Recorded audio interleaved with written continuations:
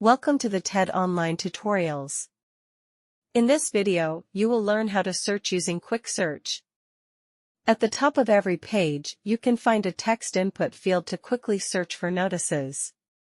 You can use double quotes to find specific text. For instance, searching for agriculture and food will return notices containing that exact phrase.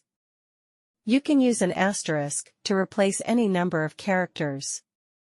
For example, if you search for transport asterisk, the results will include transportation, transporting, etc. You can use a question mark instead of a single character in your search term to find variations of it.